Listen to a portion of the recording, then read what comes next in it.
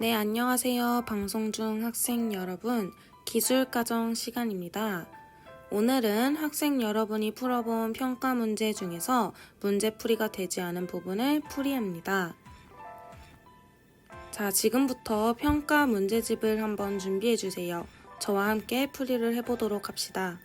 자, 오늘은 가정을 풀이합니다. 1페이지 1번은 청소년과 관련된 문제입니다. 청소년은 아동과 성인의 중간 단계로 신체적, 심리적으로 변화를 경험하는 시기인데요. 이때 성장 호르몬의 분비가 왕성하여 키와 몸무게가 급격히 증가하는 현상을 무엇이라고 할까요? 네, 성장 급등이라고 합니다. 1차 성징은 영아기에 일어나고요. 자기중심적인 사고는 자신과 다른 사람을 구분하지 못하는 것을 의미합니다. 이 자기중심적인 사고에는 상상의 관중과 개인적 우화가 있습니다. 상상의 관중은 자신이 주인공이라고 생각하고 다른 사람들은 관중으로 생각하여 모두 자신의 외모와 행동을 주시한다고 생각을 하는 거예요. 개인적 우화라는 건 자신이 특별하고 독특한 존재라고 생각하는 것을 의미합니다. 네, 2페이지 1번입니다. 청소년기의 성호르몬 분비의 증가로 나타나는 신체적인 변화를 뜻하는 말은 무엇일까요? 라는 문제입니다. 태어날 때 생식기로 구분하는 신체적인 차이를 1차 성징이라고 하고요. 청소년기의 성호르몬 분비의 증가로 나타나는 신체적인 차이는 2차 성징입니다. 그렇다면 답은 몇 번일까요? 네, 답은 2번입니다. 다음으로 3번입니다. 남자와 여자의 공통적인 2차 성징이 아닌 것을 고르는 문제입니다. 네, 음모와 여드름, 겨드랑이에 털이 나거나 생식기관이 발달하는 것은 남녀 모두 공통적인 현상이지만 근육이 발달하는 것은 청소년기 남자에게 해당되는 변화라고 할 수 있습니다. 네, 4페이지 1번입니다. 청소년기에는 뇌의 기능이 급격히 발달하게 되는데요. 이로 인해서 훨씬 폭넓은 사고를 할 수 있게 됩니다. 폭넓은 사고를 할 수 있다는 것은 직접 능력의 발달이라고 합니다. 자, 그렇다면 추상적 사고, 가설적 사고, 조합적 사고에 대해서 알아봅시다. 추상적 사고란 눈에 보이지 않는 사물이나 현상, 개념을 생각해보는 능력입니다. 예를 들어 사랑처럼 눈에 보이지 않는 것을 정의할 수 있는지를 말합니다. 가설적 사고는 문제를 해결하기 위해 가설을 세우고 체계적으로 시험하여 적절한 답을 찾아내는 능력을 의미합니다. 조합적 사고란 문제에 대한 모든 가능성을 찾고 이것을 조합해서 문제를 해결하는 능력입니다. 자, 그렇다면 다음 문제를 함께 풀어봅시다. 다음은 어떤 지적 사고를 하는 것일까요? 상균이의 생물이야? 라는 질문에 아니 라고 했더니 그럼 무생물이겠군 이라고 했습니다. 이것은 가설적 사고를 의미를 합니다. 스무고개를 통해서 적절한 답을 찾아내고 있으니까요. 5페이지 1번입니다. 자신과 타인의 행동에 대해 옳고 그름을 구별하는 마음은 무엇일까요? 네, 답은 도덕성입니다. 도덕성이란 규칙이나 규범을 지키고 옳고 그름을 구별하는 능력을 의미합니다. 네, 6페이지 1번입니다. 조금 전에 설명을 드렸는데요. 다른 사람들도 자기만큼 자신에게 관심이 있다고 생각을 하고 자신과 다른 사람을 구분하지 못하는 것, 이것은 청소년기의 어떤 발달을 의미할까요? 네, 자기중심적 사고입니다. 어떠한 일을 볼 때 자기의 관심사 입장에서 바라보는 것을 자기중심적 사고라고 합니다. 네, 다음 7페이지의 3번입니다. 청소년은 질풍노도의 시기라고 할 수 있는데요. 특징으로 적절하지 않은 것을 골라봅시다. 자, 청소년기에는 1번, 어른의 훈계에 반항하고 신경질을 내기도 합니다. 그리고 감정의 변화가 심하고 감수성이 풍부하고요. 질풍노도의 시기인 만큼 작은 일에 잘 웃고 울고 화냅니다.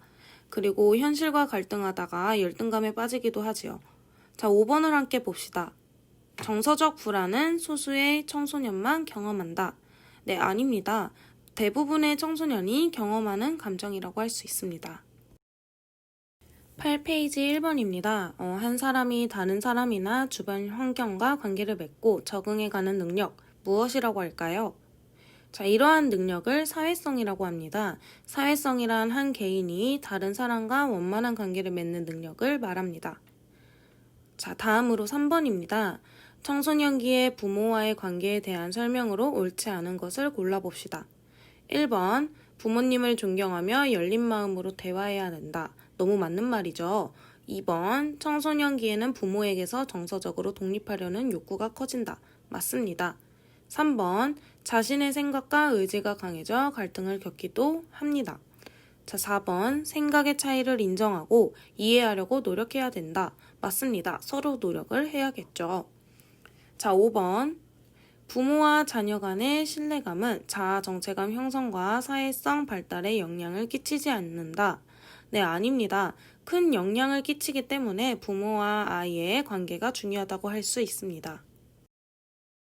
자, 다음으로 9페이지의 1번을 봅시다. 남성과 여성에게 각각 기대되는 태도나 행동을 뜻하는 말은 무엇일까요? 자, 성에 따라 역할을 달리하는 것을 묻는 문제로 3번 성 역할이 정답입니다. 11페이지 1번입니다. 긍정적인 자아 정체감을 가진 사람의 특징은 무엇일까요? 1번부터 쭉 한번 읽어볼게요. 자, 1번부터 4번은 부정적인 자아 정체감을 가진 사람의 특징이라고 할 수 있습니다. 5번, 여러 사람과 원만한 관계를 유지하는 것은 긍정적인 사람이 되겠습니다. 12페이지 1번입니다. 청소년기가 되면 남성 호르몬의 영향으로 고안에서 정자가 만들어지게 되는데요. 다음 제시문에서 의미하는 성적 발달의 단어는 무엇일까요? 네, 답은 사정입니다. 네, 빠르게 14페이지로 가보겠습니다. 1번입니다. 제시문을 한번 읽어보겠습니다. 자신이 성적인 행동을 할 때 책임감 있게 판단하고 스스로 의사결정을 할 수 있는 권리는 무엇일까요? 네, 답은 4번 성적 자기결정권입니다. 자신의 성적 행동을 할 때에는 주체적이고 책임감 있는 선택을 해야 합니다. 네, 2번 보겠습니다. 학생의 고민을 보면 매일 야한 생각이 들고 자유행위가 늘어난다고 합니다. 선생님의 답변으로 적절하지 않은 것은 무엇일까요? 네, 4번처럼 답변하면 옳지 않습니다. 청소년기에는 성적 욕구를 조절할 수 있는 자기 통제력을 기르고 자신에게 정서적으로 도움이 되는 활동을 통해서 성적 욕구를 발산하려는 노력이 필요합니다. 다음으로 3번입니다. 성폭력 예방 방법으로 적절하지 않은 것을 고르는 문제입니다. 한번 읽어보고 체크해보세요. 네, 적절하지 않은 것은 1번입니다. 자신이 가는 곳을 믿을 수 있는 친구나 가족에게 항상 알리고 가야 됩니다. 그리고 보기 2번부터 5번과 같은 방법으로 성폭력을 예방할 수 있습니다. 19페이지 1번을 함께 보겠습니다. 괴혈병, 상처 치유 지연 등의 결핍증을 유발하는 영양소는 무엇일까요? 암기라서 잘 기억이 나실지 모르겠지만 비타민C가 부족해서입니다. 그렇다면 다른 보기가 부족할 때 생기는 질병에 대해서 알아보겠습니다. 자, 비타민 A가 부족하면 야맹증, 비타민 B1이 부족하면 각기병, 비타민 B2가 부족하면 설형과 구승구강염, 비타민 D가 부족하면 구루병이나 골연화증이 올 수 있습니다. 잘 기억하길 바랍니다.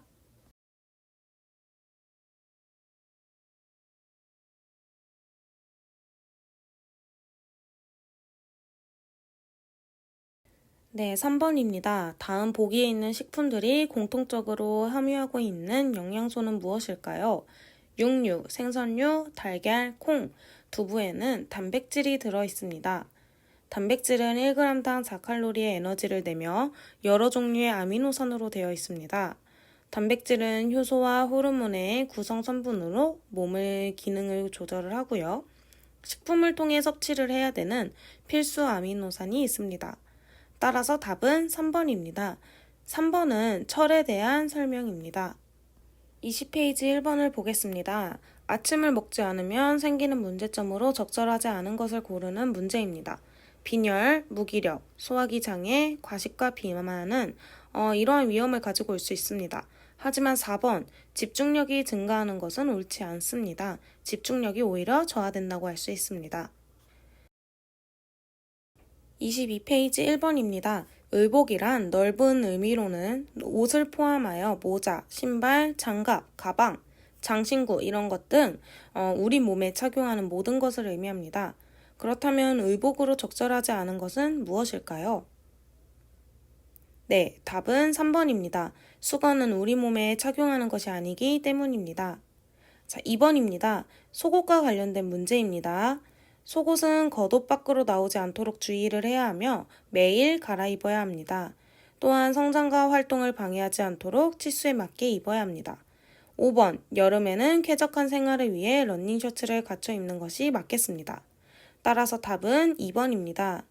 언더웨어류에는 러닝셔츠, 브리프, 팬티 등이 있으며 파운데이션류에는 브래지어, 거들, 올인원 등이 있습니다. 따라서 거들, 올인원 등은 언더웨어류가 아닌 파운데이션류입니다. 마지막 문제입니다. 좋은 인상을 만들기 위한 옷차림으로 아닌 것은 무엇일까요? 방금 말했다시피 여름에도 러닝셔츠를 입어서 쾌적하고 위생적인 의생활을 실천해야 합니다. 따라서 답은 3번이 되겠습니다.